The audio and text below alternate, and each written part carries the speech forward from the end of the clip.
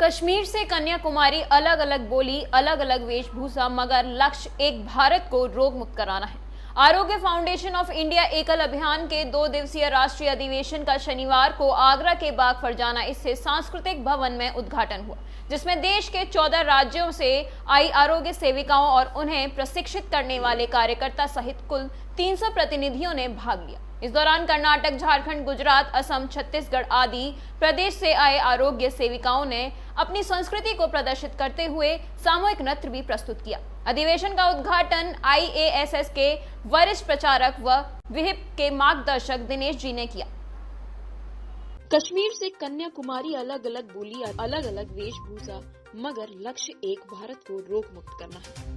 आरोग्य foundation of India एकल अभियान के 2 दिवसीय राष्ट्रीय अधिवेशन का शनिवार को आगरा के बाग फरजाना स्थित सांस्कृतिक भवन में उद्घाटन हुआ, जिसमें देश के 14 राज्यों से आई आरोग्य सेविकाओं और अन्य प्रशिक्षित करने वाले कार्यकर्ता सहित कुल 300 प्रतिनिधियों ने भाग लिया।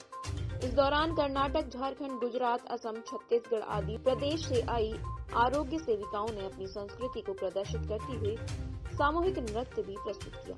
अधिवेशन का उद्घाटन IASS के वरिष्ठ प्रचारक व विहिप के मार्गदर्शक दिनेश जी ने किया। भारत सरकार आयुष मंत्रालय के कैबिनेट मंत्री सर्बानंद सोनोवाल अपनी निजी व्यवस्था के चलते आयोजन में शामिल नहीं हो सके। दिनेश ने इस मौके पर कहा कि भारत की आयुर्वेद चिकित्सा पद्धति को हमें गांव-गांव तक पहुंचाना है। निरोगी काया के लिए ये आज की सबसे बड़ी जरूरत है। ये सच है कि चिकित्सक भगवान का दूसरा रूप होते हैं। हमें इस पेशे से जुड़े लोगों का सम्मान करना चाहिए।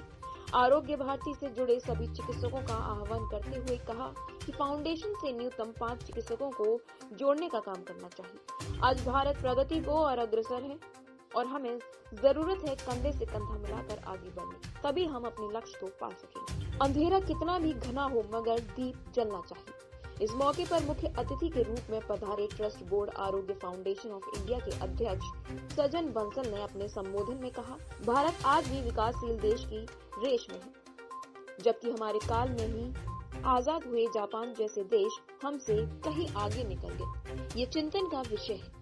उन्होंने कहा कि संघ वर्तमान में 4 लाख गांवों को अपना कार्य क्षेत्र मानता है। 3 लाख गांवों में संघ पहुंच चुका है। उन्होंने कहा कि हमें खुशी है कि संघ अपने प्रकल्पों के जरिए अपने इस लक्ष्य के और तेजी के साथ आगे बढ़ रहा है। साथ ही उन्होंने कहा कि अंधेरा कितना भी घना हो, मगर दीप जलना चाहिए और यही आशा का दीप सदैव लोगों के जीवन में कामयाबी का गवाह बनता है। प्रातः दर्पण न्यूज के लिए आगरा से अविनाश को श्रेष्ठ की रिपोर्ट। मैं सजन बंसल आरोग्य फाउंडेशन का चेयरमैन हूँ। सर, राष्ट्रीय जो अधिवेशन है ये कितना कारगर साबित होगा हमारे गांव के लोग? बिल्कुल कारगर होगा। देखिए, हम आपस में बैठ कर जब बातें करते हैं, विचार करते हैं, तभी कोई रास्ता नज़र आता है। आप सब जानते हैं कि हमारा देश जो है वो गाँव का देश है। आज हमारे 6 लाख गाँव हमारे भारत के अंदर में हैं और जैसा अभी डाबर जी ने बताया कि केवल गाँव ही नहीं, हमारे शहर के जो नियरेस्ट छोटे शहर हैं वहाँ भी आरोग्य की स्थिति कोई ज़्यादा अच्छी नहीं है, लेकिन हमको अच्छी करनी है। हमको पहले वहाँ से शुरू करना है जो हमारे आदिवासी गांव में, छोटे छोटे गांव में, जंगल पहाड़ में है, कोई जहाँ पर कोई विशेष सुविधा नहीं है, लेकिन वहाँ प्रकृति माँ ने बहुत सुविधाएँ दे रखी हैं जो हम भूल गए थे और उनको हमको फिर से याद दिलाना है। हमको हर व्यक्ति को प्रकृति के साथ जोड़ना है। हमको हर व्यक्ति को जो हमारे घरों में औषधि अवेलेबल है उससे भी जोड़ना है, लेकिन बेसिक चीज़ भी हमको उनको देनी है। चाहे वो एक मेडिकल किट के माध्यम से उनके पास में क्या उनकी असुविधा है, कोई BP हाई हो गया है, किसी के ब्लड की प्रॉब्लम हो गई है, किसी को आँख की कोई प्रॉब्लम है, तो उससे उसको नियरेस्ट डॉक्टर के साथ में उसको जोड़ना। दरकार पड़े तो विदेशों के अंदर में जो हमारे कार्यकर्ता हैं वो जो डॉक्टर हैं उनको भी हम टेलीमेडिसिन के माध्यम से उसके साथ जोड़ सकें। ये सुनने में तो बहुत बड़ा काम लगता है, लेकिन हम देखेंगे कि आज देखिए कार्यकर्ता जो हमारे हैं आज इस अधिवेशन में आप देखें बहुत ही जो सामान्य ग्राम से आए हुए हमारी संयोजिकाएँ हैं, हमारी सेविकाएँ हैं, जिन्होंने एक बहुत बड़ा काम किया है।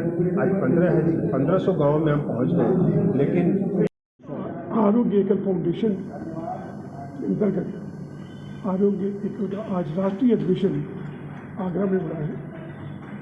बड़े मायनों में बहुत कुछ इस आयुष के क्षेत्र में एक देश की स्थिति को बदलने के एक संकल्प के साथ में होती है। देश में जो स्थिति स्वास्थ्य की है, हम सभी परिचित हैं, क्या भयावह स्थिति है इस समय पर। देश का हर तीसरा व्यक्ति कहीं ना कहीं किसी न किसी रोग से पीड़ित है और देश का हर पांचवा व्यक्ति किसी गंभीर रोग से पीड़ित है। समस्या ये है कि लोगों को इसकी जागरूकता नहीं है। इस गांव के दूर तक लोगों को चिकित्सा सुविधाओं की तो बात ही अलग है, जागरूकता नहीं है। उस दृष्टि से ये कार्य एकल इसके माध्यम से, जो हमारे पहले एकल विद्यालय चलते थे इसमें वनवासी क्षेत्रों में, उसी के प्रकल्प के दूसरा प्रकल्प शुरू किया गया, तो उनको निरोग बनाने का। ये लेकिन आवश्यकता केवल उन गांवों तक सीमित नहीं है। शहर के बड़े बड़े नगर हैं, उनसे 30 किलोमीटर, 10 किलोमीटर, 20 किलोमीटर दूर के गांव में अगर हम चले जाएं तो स्थिति कहीं लगभग उतनी ही भयावह है जितनी आदिवासी इलाकों में स्वास्थ्य के क्षेत्र में।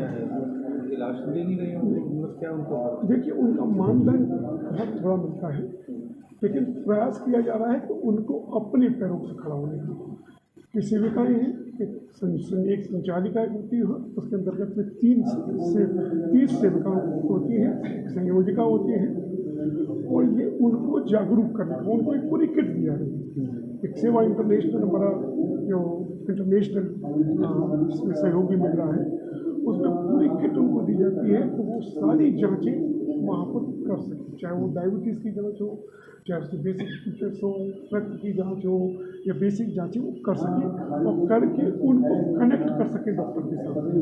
चाहे अमेरिका में बैठा हुआ डॉक्टर है, उसके साथ भी टेलीमेडिसिन से कनेक्ट कर सकें। ऐसी बहुत सारी व्यवस्थाएं, एक ऐसी अनूठी योजनाएं हैं। मेरे ख्याल से जितने प्रकल्प इस समय के माध्यम से चल रहे हैं, ये सबसे प्रभावशाली प्रकल्प बनने वाला है। हालांकि अभी हम मात्र 1500 गाँव तक, लेकिन नाम है एकल, एक ही चलता है। शुरुआत एक से होती है, 1500 तक पहुँचे, 1500 तक पहुँचे, 15,000 तक पहुँचेंगे। और आगरा से इस बड़े लक्ष्य को लेकर के कि कम से कम 15 से 3,000 नहीं, अगले 3 जो है वो एकल आरोग्य अभियान हमारा जो है, जो एकल आरोग्य प्रकल्प है। पहले ये समझिए है क्या, ये प्रकल्प हमारा जो एकल अभियान है, जो पूरे देश में एकल विद्यालय चलाने के लिए प्रारंभ किया गया था माननीय श्री श्यामजी गुप्ता भाई साहब के निर्देशन में, उसी के अंतर्गत ये प्रकल्प चल रहा है। इस प्रकल्प का उद्देश्य ये है कि हमारे ग्रामीण क्षेत्रों में हमने ये पाया कि हमारी हेल्थ की सुविधाएं कम है, ये हम सब जानते हैं।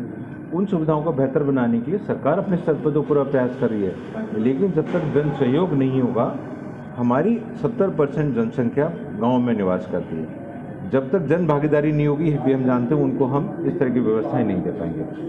इसी भावना के साथ ये प्रकल्प माननीय डॉक्टर मुकुल भाटिया जी ने सन 2000 में आरंभ किया एकल के अंतर्गत। इसमें धीरे धीरे करके इस भूमिका को रखा गया, इसमें संच की भूमिका बनाई गई। संच मतलब होता है 30 गाँव का एक क्लस्टर, प्रत्येक संच की एक आरोग्य सेविका दी गई, और हर गांव में इस तरह से आप देखें तो 30 आरोग्य सेविका और उनके ऊपर एक हमारा 10 गांवों के ऊपर एक हमारा संयोजक।